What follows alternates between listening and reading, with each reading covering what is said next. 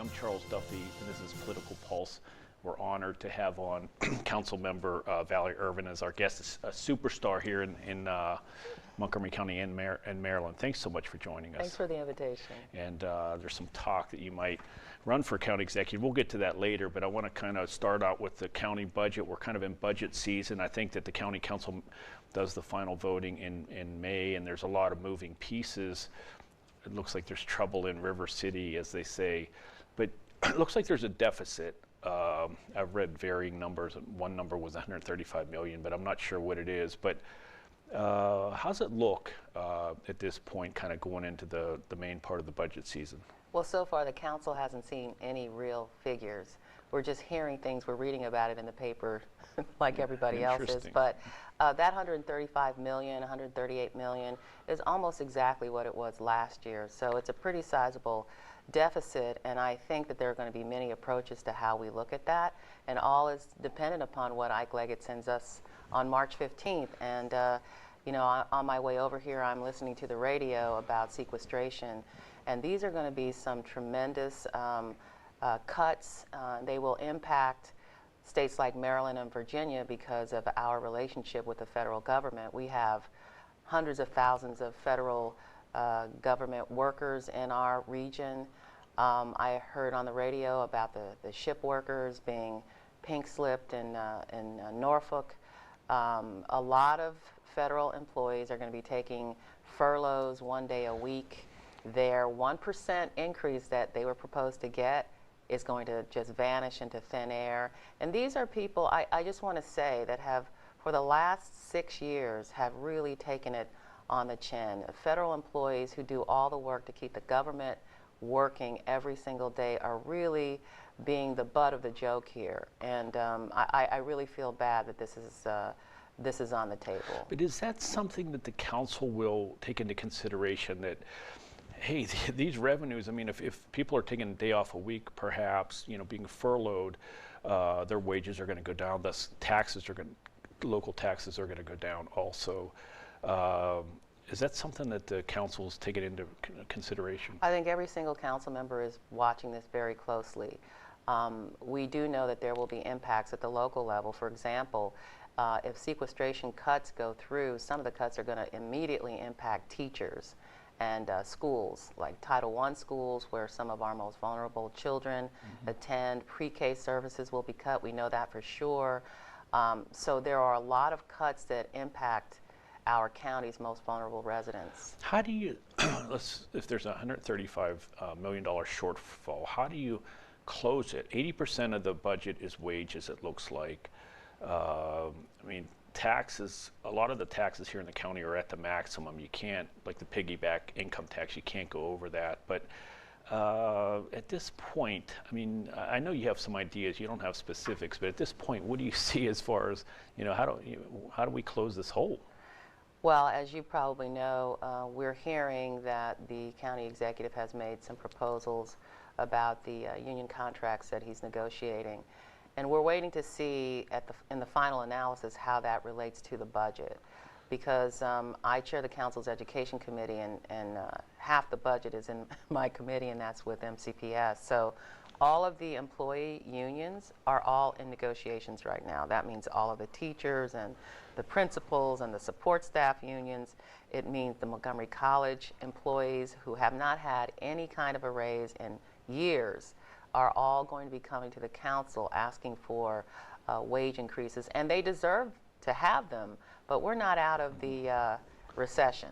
Well, I was got up early to prepare for the interview, and I was having my coffee and reading the Washington Post, and I see that as far as the McGeo workers, it looks like Ike Leggett, the county executive, is offering a 13.5% raise per the Washington Post over the next 2 years, and I was wondering, God, this seems like a few years ago. I mean, I thought that Montgomery County was in a tough financial strait here. That's a lot of money.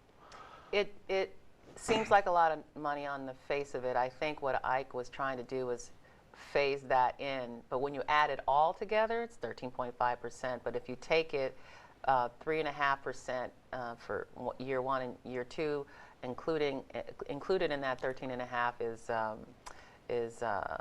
are a whole lot of other things that the employees lost over the last 6 years. And what they're trying to do, I believe, in negotiations is to say, let's bring us back whole, as if we didn't take any of the cuts that we took over the last 6 years. I think that puts the council and the county in a position where we're going to have to really look at that very hard when it comes to our side of the street, because we don't know where all the balls are going to drop yet. So for me to sit here and say I have a good idea of where we're going to go, I'm just saying that's competing against a whole lot of other things. And as you said, people deserve raises, but the raises also, I mean, it increases the baseline, I mean, on the pensions and the future raises and the future salaries, so it's a huge deal. It's a huge deal, but you have to remember that over the last few years, the teachers who never took a furlough or a pay cut, a lot of the county employees see that as an unfair situation. And so I think what the county employees are doing in their negotiations with Ike, I'm not privy to that, I'm not at the table, is to say, you know, we were good stewards as well, and it's time for us to come back. However, we're far from being out of the hole of the recession. We're slowly climbing our way out of it. And a big part of the budget is the schools. I think it's about 50% of the budget. The total budget's over $4.2 billion, which with a B, and then the school budget's about half of that. But it looks like, I mean, there's basically the maintenance of effort formula, as I understand it. They have the county has to try to meet the maintenance of effort formula. It's a state formula, but the schools this time basically came out and they're saying, hey, we need $10 million over the maintenance of effort minimum funding requirement. So that's what they're basically bringing to the county council that has the purse strings. So how do you kind of look at that? That's basically what's going to be coming down the pike. I mean, it's an interesting situation we find ourselves in, because the state of Maryland, the legislature last year really imposed much tighter restrictions on what we could and couldn't do with meeting maintenance of effort. And Montgomery County feels like we do, as a council member, we all feel like we were punished for funding our school system $600 million over what was required of us by the state in the maintenance of effort law. So in order to catch people that they thought were not playing fair and according to the rules, Montgomery County got caught up in the crosshairs. So this new law that came out requires us, and we understand it, to pay this maintenance of effort. And if we don't, the state has the ability to take our income tax revenues.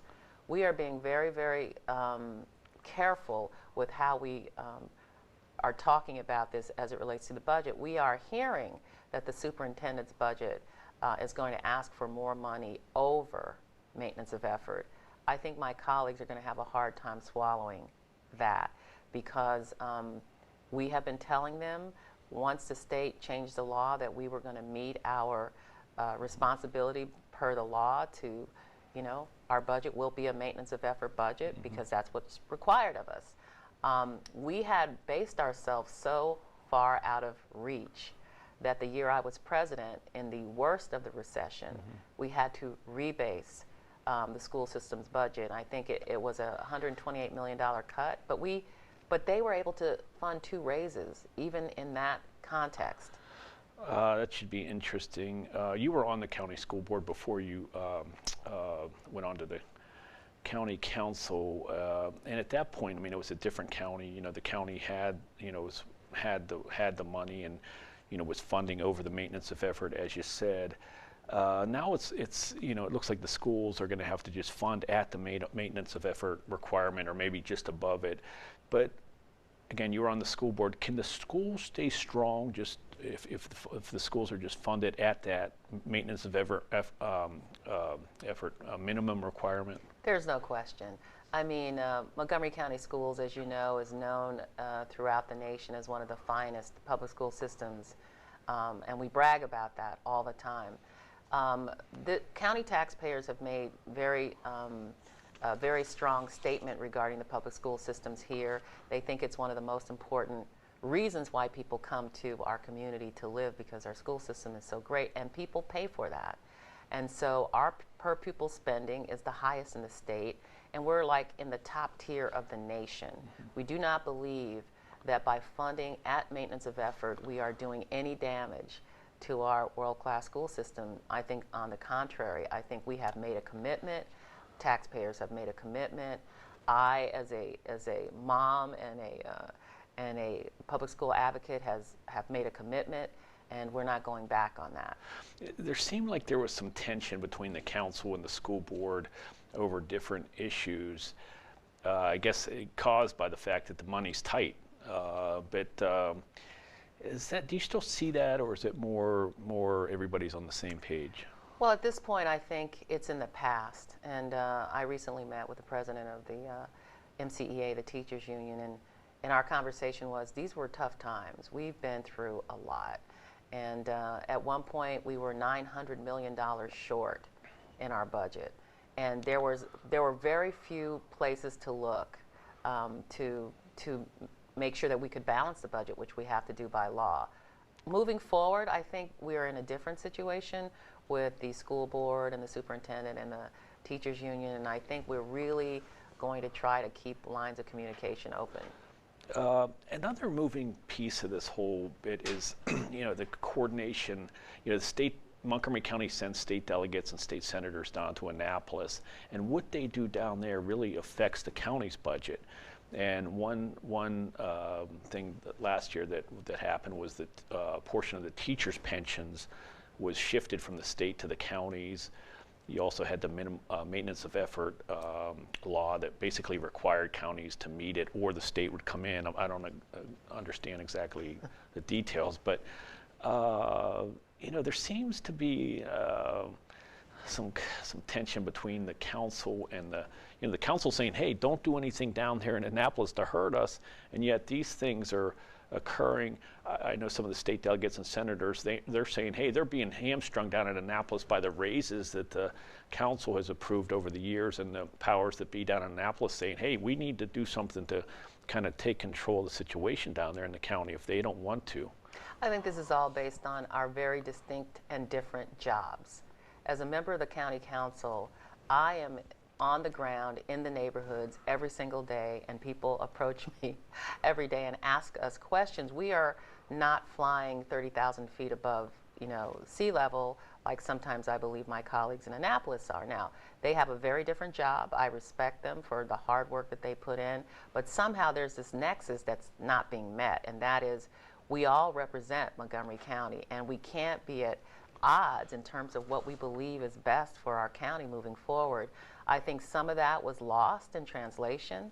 I'm not here to beat up my colleagues in the State House, but it would be a lot better if we could figure out a way to understand what each of us do and how do we, all of us together, support what we're trying to do for the county. I just think the maintenance of effort law hurt the county. I believe that some of the decisions that they made regarding teacher pensions hurt the county. And we're going to see in this budget that the chickens are going to come home to roost in a way that taxpayers are going to feel it in their pocketbook. Tonight's guest, Valerie Ervin, it's a pleasure to have you. We're going to take our break and come back and talk about the budget, some other issues, and also talk about these county executive rumors going around. We'll be right back.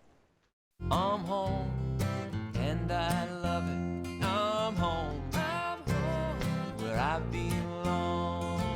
It's always nice to come home, but many Americans are at risk of foreclosure and losing their homes.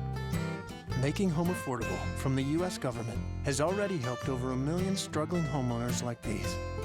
The sooner you act, the better chance we can help you. I'm home, where I belong. Tonight's guest is Valerie Ervin on the Montgomery County Council. We were talking about the budget, Valerie, and you seem kind of positive to me, and I was a little bit surprised because you have the teachers' pension shift, you have the sequestration, you have the $135 million shortfall. I mean, it looks like the train wreck to me that's going to happen in this budget season. I'm not necessarily sure it's a train wreck. I think there are challenges, and I think that a lot of people have overlooked the fact that we're not out of the recession yet, and the fact that sequestration is looming on us, and we're not quite sure how all of those balls are going to fall. Now, I'm always an optimist. I think that it is a very large operating budget and there are things that can happen. I'm just trying to make sure that we hold the line on not raising any more taxes. As a matter of fact, at the local level, I think we've raised every tax that there can be raised. And at this point, I think our tax-paying residents are looking at us to be good stewards. And I think we have been these last 6 years. It's not been easy. You know, I personally have had to pay some heavy price for some of the positions that I've taken vis-a-vis this budget, but I am very optimistic that things can be worked out.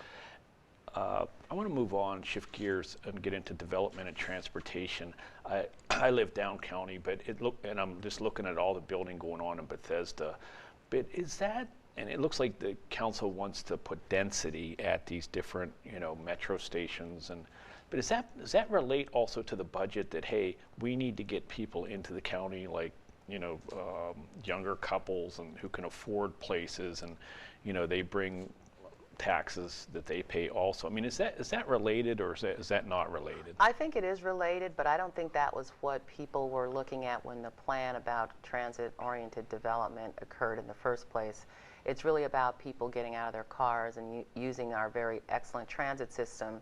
And the council and the state wants to make those transit systems even better. And we see that gas is going up again quite significantly. And our roads are clogged.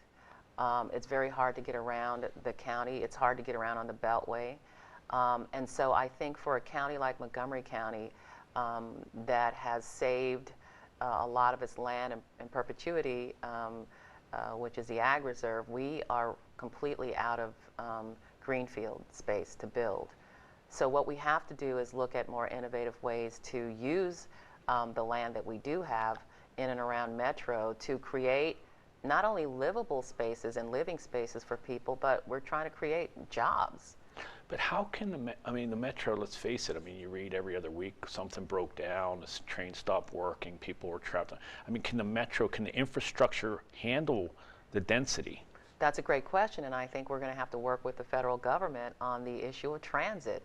And my very good friend, Congresswoman Donna Edwards, had said to me about a year ago that the Republican Congress is not exactly jumping up and down about paying for transit. And so this is going to be, moving forward, cities are really going to have to take up this challenge of how do we move people in and around you know, metropolitan areas like we live in. And the Metro needs a huge infusion of cash because it's a infrastructure that's old and beginning to crumble. And that's having impact out here in Montgomery County. It's having impact all around the region.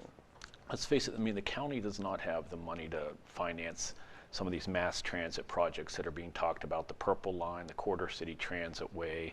I mean, the council's talking about another project, devoted bus lanes. I think it's called the, what is it? Bus Rapid Transit. Now it's called, they keep changing the name of it. But I just call it BRT because I can remember that. But I mean, is any of this realistic, or is it just kind of like pie in the sky? I think it's realistic. It's not going to happen tomorrow. It's going to happen years from now, probably. But I think that there are things we can do right now with the bus systems that we have and the routes that we do have right now. I represent the east side of the county, and it's very interesting when you talk about growth, development, transit. On the east side, it's essentially been in a state of perpetual moratorium for many years. And the job ratio over there, the jobs are on the west side, where you live, on the other side of the county. What we're trying to do is bring jobs and commerce to the east side of the county, where there's still land available, but the land values are much less on the east side of the county than they are on the west side. So investors are balking really at making the kind of investments that are needed on the east side of the county. If we can bring transit hubs and large employers and small employers to the east county, we can even alleviate some of this east-west traffic that goes on in our county, because so many people have to get in their cars and drive to where the jobs are. And so it's a very complicated situation, but I think that there's a huge master plan coming up. It's the at the FDA site in my district, And we are talking about all these issues right now. Interesting. I remember the last time you were on, you said, hey, there's not a lot of movie theaters, restaurants on the east side of the county, and that needs to be, remedied. Let's face it, there's talk about you running for county executive in 2014. Looks like Ike Leggett previously announced he wasn't going to run. Now there's some question whether he's going to run or not. But what's your, we're going into 2014, kind of where are you with that? I am definitely looking at that race seriously. I've brought onto a team some really well-known campaign people, Martha McKenna, who comes from Emily's List and who has run lots of national campaigns, who lives in Baltimore. Fred Yang, who's a pollster for many people you know. Martin O'Malley. Martin O'Malley, and he was a pollster for John Delaney, and some other people from the local area. And we're talking about this race seriously. There has never been a woman who has run for this seat before, and it makes me think about the great Marilyn Praisner, who could have run any number of times. And I think it's an opportunity in time. I think that the county is ready to look ahead, and I think I bring to the race, if I decide to get in, fresh ideas and a perspective that we haven't seen yet. We talked about it a lot of the issues going on in the county. It's a very diverse county. You have people on one side, very wealthy people. Some of them, there's talk that they're moving out of Montgomery County because of the taxes. On the other side, you have the fastest growing expenditure in schools is English as a second language. Very diverse, but what would your vision be kind of to bring the county together and going forward? Well, I think it really begins at the top. I think the county executive sets the tone and is the person who is seen in the region as a sort of leader for this community. And I think we have to use that in the next county executive better than we've used it before. Montgomery County has sort of lost its footing in the region. I sit on the COG Board of Directors, and I look around the table, and I think that Montgomery County should be the spokesperson or the mouthpiece for the kind of communities that we want to build into the 21st century. And yet you're talking about a very diverse community. I think Montgomery County for the first time has become majority minority. And I think that the coalition to win the next county executive race is a coalition that I have. And that is with ethnic communities, with women, with labor, with people in the business and development community who understand that I'm going to be a fair person whose primary outlook is how to build this community into the future. So I think there are a lot of things that I could bring to the table in terms of how I want to build that. But I think that's the Obama coalition, and I've always had it. I've won 3 elections in this county, and I've done it precisely the same way. Can you talk to all the different groups, so the wealthy, the business owners, on the other side, people who are the immigrants who need the English as a second language? I mean, do you feel like you can, somebody's got to be able to talk to all these different groups? Yeah, I talk to them a lot, all of the different groups. I mean, obviously, to raise enough money to run for a county executive race, you have to have connections in all of these communities, and you have to be seen as viable to all of them, and I think that I am. So it's no surprise that as an African American woman, the first ever elected on the county council, I had to figure this out early on. I had to be able to raise the money. I had to be able to get people excited about my race, for them to come out and vote for me the 3 times that they did. And so I'm feeling confident that the longer I'm around and the more my base grows, the more people are coming to me saying, you know what, this is an opportunity that you should not let go by. Doug Duncan's also past county executive. I think he served 12 years also thinking about running, but it's a much different county in my mind than when he ran. The budget during his 12 years, I think it doubled if my memory serves me. But you have a very different county, and it changed very rapidly, it seems to me. Doug Duncan's county was starkly different from this county today. He was very fortunate that he got to serve as county executive for 12 years, a very long time. And in the time that he's been away, the county has become majority minority. It has become poorer. We have lost jobs to other parts of the region. We're struggling, as you just mentioned, with an economy that has not bounced back from 2007, 2008. So he does not know what it's like to govern in this kind of an environment. It has been tough. You have to make a pledge to yourself and to your taxpayers and residents that you will be a good steward.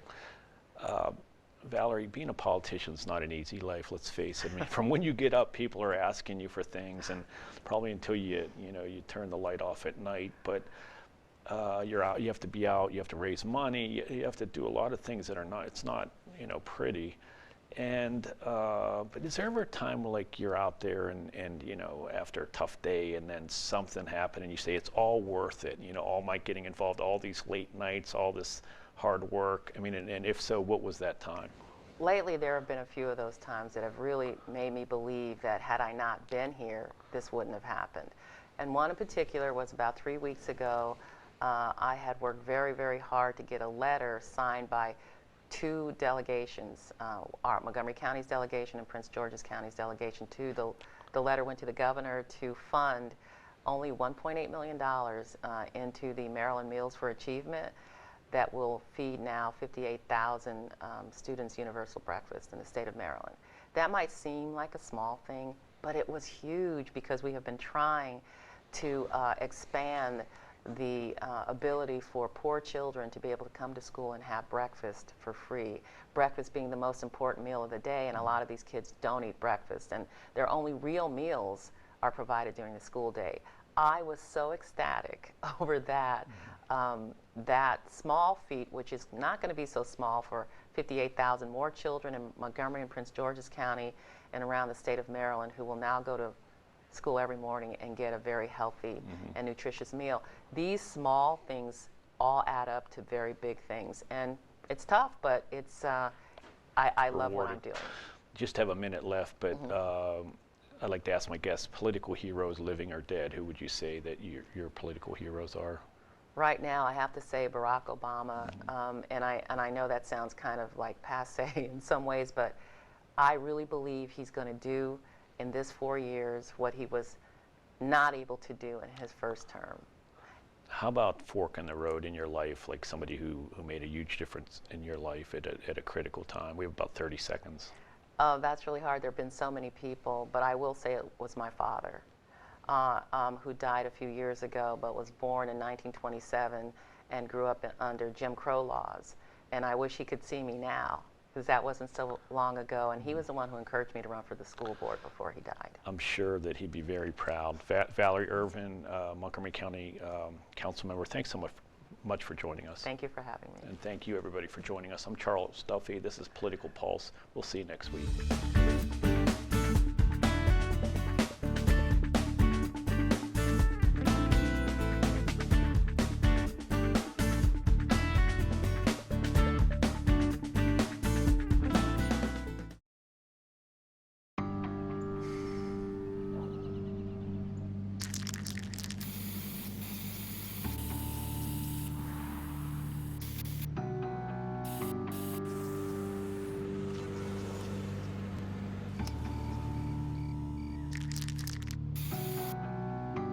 Turning a 20-foot wall into a canvas takes vision. So will getting into college. I've got what it takes. So do you. In 1977, an 8-year-old boy picked up the game of golf from his father. The odds of that same boy winning the US Open twice, 1 in 1.2 billion. The odds of him having a child diagnosed with autism, 1 in 110. Ernie Els encourages you to learn the signs of autism.